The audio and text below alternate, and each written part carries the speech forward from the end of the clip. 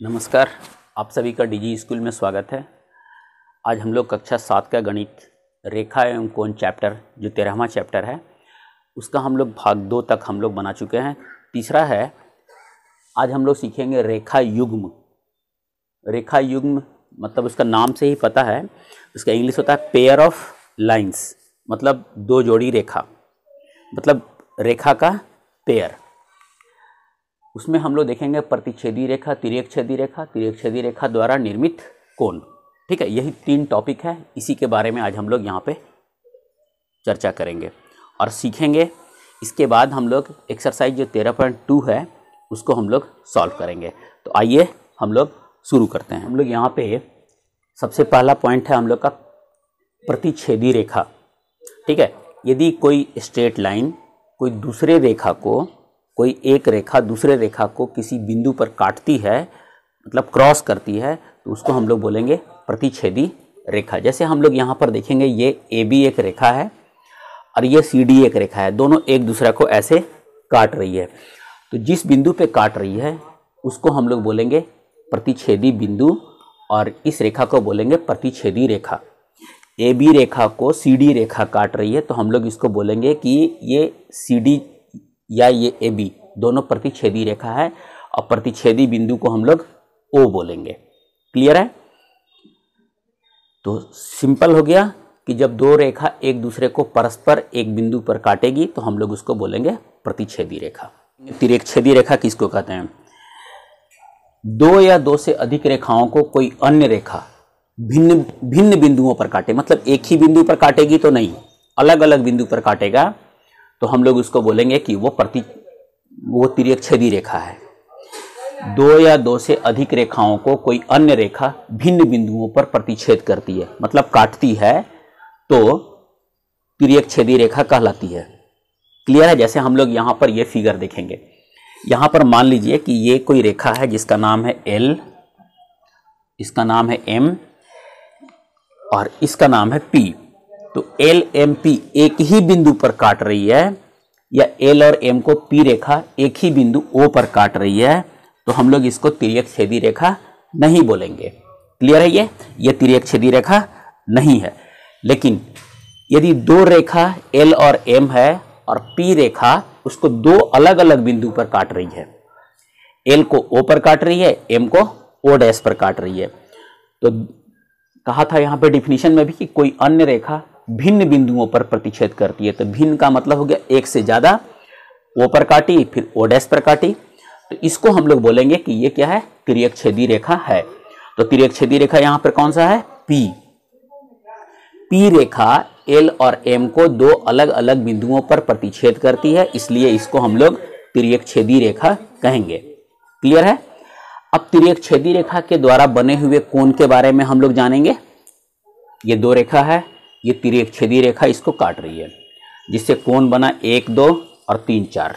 ठीक है, तो यहां हम लोग देखेंगे कि ये कोण जो है ये बाहर बाहर है। अंदर वाला कोण ये वाला होगा, ये, तो ये बाहर में है, तो हम लोग इसको बोलेंगे एक्सटीरियर एंगल या बाह्य कोण। कोण 1, कोण 2, कोण 3 और कोण 4, ये क्या है? बाह्य कोण हो गया।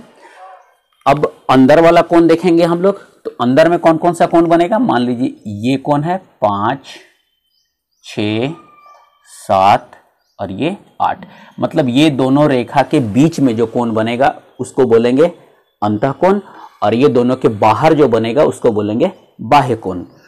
तो अंदर में जो कोण बना वो कोण 5, कोण 6, कोण 7 और कोण 8। क्लियर हो गया ये? अब कहता है संगत कोण। संगत कोण का अंग्रेजी होता है कॉरस्पॉन्डिंग एंगल। तो हम लोग इसको देखते हैं, जैसे कोण 2 और कोण 8। ठीक है, इसको हम लोग बोलेंगे कॉरस्पॉन्डिंग संगत कोण। कोण 1 और कोण 7, कोण 1 और कोण 7। फिर उसी तरीका से कोण 3 और कोण 5, ये एक दूसरे के कॉरस्पॉन्डिंग है। कोण 4 और कोण 6। ठीक है, क्लियर हुआ?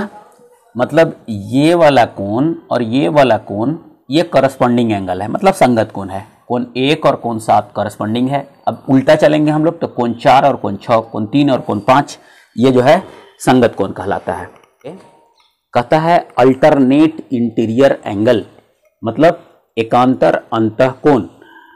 तो कोण 5 और कोण 8, कोण 5 और कोण 8 ये हो गया एकांतर अंतः कोण।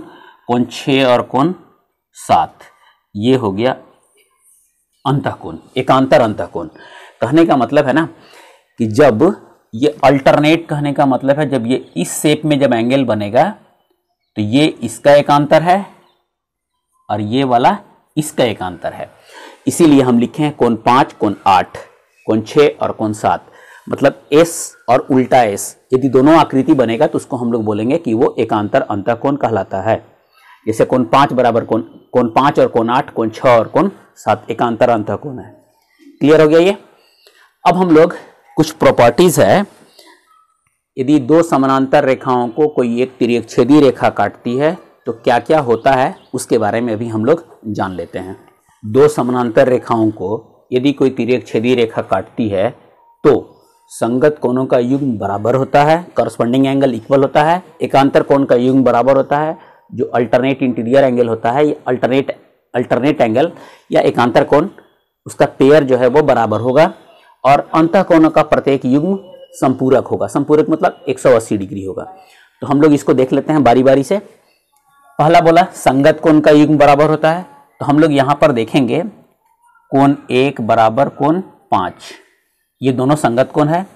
कोण 2 बराबर कोण 6, फिर कोण 3 बराबर कोण 7 और कोण 4 बराबर कोण 8। ये मेरा ये संगत कोण है, संगत कोण, ठीक है। तो ये बराबर होगा एकांतर कोण। तो हम लोग अभी देखे थे कोण 4 और कोण 5 मतलब ऐसे और ऐसे। तो कोण 3 और कोण 6, कोण 4 बराबर कोण 5, कोण 3 बराबर कोण 6। ये कब होगा? जब दो समानांतर रेखाओं को एक तिर्यकछेदी रेखा काट रही होगी तो अनुयुग्म बराबर होता है। इसके बाद हम लोग देखेंगे, कहता है कि अंतः कोणों का प्रत्येक युग्म संपूरक होता है। तो हम लोग ऐसे देख लें कि ये अंतः कोण 3 और कोण 4 है, इसको जोड़ेंगे तो वो 180 होगा, कहें कि ये रैखिक युग्म है। और कोण 5 और कोण 6 भी रैखिक युग्म है, तो ये 180 होगा। हम लोग इसको देखेंगे, कोण 4 प्लस कोण 6 इसका जोड़ कितना होगा? 180। कोण 3 और कोण 5 इसका जोड़ कितना होगा? 180। यही हम लिखे हैं यहाँ पे। इसका सम 180, इसका सम 180 होगा। क्लियर है? अब हम लोग एक्सरसाइज 13.2 शुरू करते हैं। दी गई आकृति में m समानांतर n है तो x का मान ज्ञात करें। तो हम लोग यहाँ पर देखेंगे कि ये आकृति यही है दिया हुआ कि ये लाइन m है, ये लाइन n है, ये दोनों समानांतर है। ये जो लाइन दिया हुआ है ना, ये ऐसे ऐसे दो लाइन जो है इस समानांतर का चिन्ह है। तो हम लोग इसको पढ़ेंगे m समानांतर n है तो x का मान निकालना है। तो हम लोग यहाँ पर देखेंगे ये वाला कोण है 65, इसका करस्पॉन्डिंग मतलब संगत कोण ये वाला होना चाहिए ना, ये संगत कोण होगा। तो हम लोग एक तो ये है या ये और ये दोनों संगत कोण है, ये वाला और ये वाला संगत कोण है। हम लोग इसका नाम लिख देते हैं, इसका लिख देते हैं 1 और इसको लिख देते हैं 2। तो हम लोग ये 65 डिग्री लिखा हुआ है, ठीक है। तो हम इसको लिखते हैं, चूंकि m समानांतर n है, ठीक है, और ये तिर्यकछेदी रेखा काट रही है, इसलिए कोण 1 बराबर 65 डिग्री, ये वाला 65 होगा। क्यों होगा? तो हम यहां लिखते हैं संगत कोण, संगत कोण हो गया ये। अब हम लोग देखेंगे कोण 1 जोड़ x लिखते हैं और कोण 1 जोड़ x बराबर कितना होगा? 180 डिग्री। क्यों होगा? ये मेरा रैखिक युग्म है, ये रैखिक युग्म है। रैखिक युग्म का मतलब होता है ये दोनों, ये स्ट्रेट लाइन है तो इसका सम कितना होगा? 180, यही हम लिखे हैं। कोण 1 बराबर कितना है 65, तो हम लोग कोण 1 के जगह पे 65 डिग्री रखेंगे। हम यहाँ पे लिखते हैं 65 डिग्री प्लस x बराबर 180 डिग्री। x बराबर ये इधर चला जाएगा, तो 180 माइनस 65 बराबर 10 माइनस 5 5 और 7 में से 6 गया 1 1, 115 डिग्री। ये इसका हो गया आंसर। तो इसमें कुछ नहीं, ये और ये करस्पॉन्डिंग है, मतलब संगत कोण है। कोण 1 बराबर 65, ये संगत कोण। कोण 1 और कोण x, इसका वैल्यू कितना होगा 180। क्यों होगा, तो ये रैखिक युग्म है और यहां हम लोग इसको सॉल्व करेंगे। x बराबर 115 डिग्री। दी गई आकृति में x का मान निकालिए। ये x है, यहां LP समानांतर MR दिया हुआ है, कि मतलब ये रेखा और ये रेखा समानांतर रेखा है, और एंगल LPQ ये 40 है और ये वाला QRM ये वाला 30 डिग्री है। ठीक है, तो हम यहाँ पे किए क्या, NT को भी इसके समानांतर रेखा ड्रॉ कर दिए। यहां लिखते हैं NT समानांतर MR खींचा, समानांतर MR खींचे। ठीक है, ये खींच दिए हम लोग। यहां से हम लोग सॉल्यूशन चल रहा है ना, जो हम लोग इसको जब खींच देंगे तो यहां पर फिर बनेगा वो एकांतर कोण और एकांतर कोण बनेगा, संगत कोण बनेगा। तो हम लोग यहां पर देखते हैं ये 30 है, तो ये वाला कोण कितना होगा, ये एकांतर कोण है ना। तो लिखते हैं चूंकि NT समानांतर MR, इसलिए एंगल MRQ या QRM बराबर एंगल TQR, एंगल TQR ये बराबर कितना हो गया, ये 30 है तो ये भी 30 होगा। हम लोग लिखेंगे यहां पर 30 डिग्री। ठीक है, अब सेम चीज, चूंकि अब ये रेखा इसके ये और ये इसके समानांतर था, तो ये इसके समानांतर होगा। चूंकि NT समानांतर है LP का, इसलिए एंगल LPQ बराबर होगा एंगल PQT का। ये कितना हो जाएगा 40 डिग्री।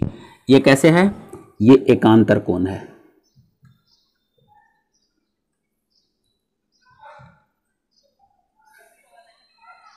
अल्टरनेट इंटीरियर है ना, एकांतर अंतः कोण लिख सकते हैं हम लोग इसको। यहां लिखते हैं एकांतर अंतः कोण।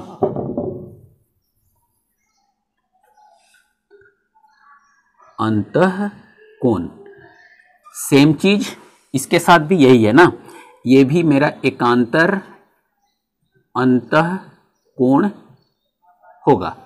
ठीक है, यह भी एकांतर अंतः कोण हो गया। अब हम लोग देखेंगे कि ये 40 हो गया और इधर वाला 30 हो गया, तो x बराबर क्या लिखेंगे, x बराबर लिखेंगे हम लोग angle PQT plus angle TQR। तो PQT का वैल्यू है 40 डिग्री और इसका वैल्यू है 30 डिग्री, बराबर हो गया हमारा 70 डिग्री। तो ये हो गया हमारा आंसर। नंबर 5 कहता है दी गई आकृति में AB समानांतर DE है, मतलब कि ये वाला लाइन और ये वाला लाइन समानांतर है, और BC ये वाला लाइन और ये वाला लाइन समानांतर है। तो कहता है x का मान निकालना है। ये एंगल दिया हुआ है हम लोग को 70 डिग्री, ABC 70 डिग्री है। क्लियर है। अब हम लोग यहां पर देखते हैं क्या, इसका नाम यदि हम लोग कुछ रख दें, जैसे मान लीजिए हम O रख देते हैं इसको। ठीक है, तो ये लाइन जब समानांतर है इसके, तो ये वाला एंगल क्या होगा, इसका संगत कौन होगा, ये क्लियर है। तो हम लोग लिखते हैं चूंकि AB समानांतर D इसलिए angle A B C is equal to angle D O C बराबर कितना होगा, ये दिया हुआ है 70, तो ये 70 डिग्री। ठीक है, ये क्या है, ये संगत कोण है, ये हो गया हमारा संगत कोण। क्लियर है। अब हम लोग देखेंगे BC समानांतर EF, चूंकि BC समानांतर EF, इसलिए कोण DOC इज इक्वल टू कोण DEF, कोण DEF ये बराबर है x। ये क्या है, ये भी संगत कोण है। ठीक है, ये हम लोग संगत कोण लिख दिए। अब हम लोग यहां पर देखेंगे DOC का वैल्यू कितना डिग्री है, 70 डिग्री, तो हम लोग लिखेंगे इसलिए कोण DEF बराबर x बराबर 70 डिग्री। x का वैल्यू हो गया 70 डिग्री। बस इतना ही काम करना है। क्वेश्चन नंबर 9 है, कहता है दी गई आकृति में AB समानांतर CD और L एंगल KFG बराबर 35 डिग्री और KGH बराबर 65 डिग्री। तो हम लोग यहाँ पर देख रहे हैं क्या कि AB पैरेलल टू CD, मतलब AB समानांतर CD है, इसलिए कोण CGH या KGH लिख देते हैं, KGH ये बराबर होगा एंगल AF कोण AFG, ये संगत कोण है।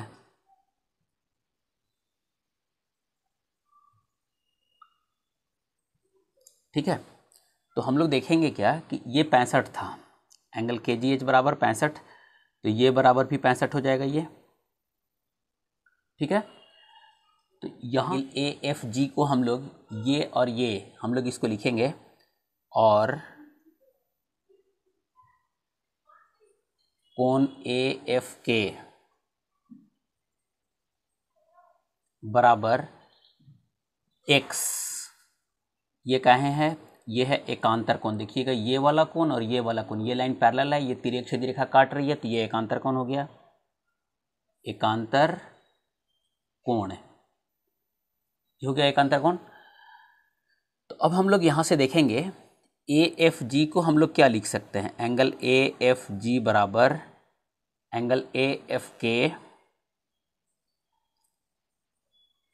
प्लस ये टोटल एंगल। ठीक है, ये टोटल एंगल बराबर है 65 डिग्री, एंगल AFK बराबर है x, तो हम लोग यहाँ पे लिखेंगे x प्लस 35 डिग्री बराबर 65 डिग्री, x बराबर 65 माइनस 35 बराबर 30 डिग्री। एक आंसर ये हो गया। अब ये कहता है y, तो हम लोग यहाँ देखेंगे ये शीर्षाभिमुख कोण है ना, तो हम लोग यहाँ पे यहाँ लिख देते हैं y बराबर 65 डिग्री, ये है शीर्षाभिमुख कोण।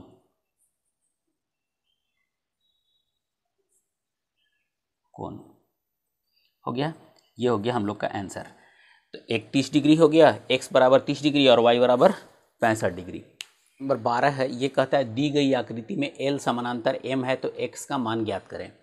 तो ये लाइन और ये लाइन पैरेलल है, ये तिर्यक क्षैतिज रेखा काट रही है, तो ये वाला कोण और ये वाला कोण को हम लोग क्या बोलेंगे, एकांतर कोण है। तो हम लोग जो इसका जो प्रॉपर्टीज़ है कि यदि L समानांतर M होगा तो एकांतर कोण क्या होगा, दो समानांतर रेखाओं को यदि एक तिर्यक छेदीय रेखा काट रही है तो एकांतर कोणों का युग्म बराबर होता है। तो हम लोग यहाँ पे लिखते हैं चूँकि L समानांतर M, इसलिए 3x माइनस 15 बराबर 2x प्लस 5, ये हम लोग लिखेंगे यहाँ पर एकांतर कोण। ठीक है ये। तो अब हम लोग इसको सिर्फ सॉल्व करेंगे, तो जो समान पद है उसको एक तरफ ले जाएंगे हम लोग, तो यहाँ पर ये 2x है, इसको इधर ले जाते हैं, तो 3x ये इधर जाएगा तो क्या हो जाएगा माइनस 2x, और ये माइनस 15 इधर जाएगा तो प्लस 15। तो 3x माइनस 2x, तो x बराबर 15 और 5 20, तो 20 हो गया इसका आंसर। ठीक है, ये हम लोग का ख़त्म हो गया। यदि आपको ये समझ में आ गया हो तो प्लीज़ लाइक और शेयर ज़रूर कीजिएगा, और यदि आपसे और भी क्वेश्चन जो है जो हम छोड़े हैं नहीं बनेगा तो आप हमको कमेंट बॉक्स में लिखिएगा, तो हम अलग से वीडियो बना करके डाल देंगे जिससे आपको मिल जाएगा। तो पूरा वीडियो देखने के लिए बहुत बहुत धन्यवाद।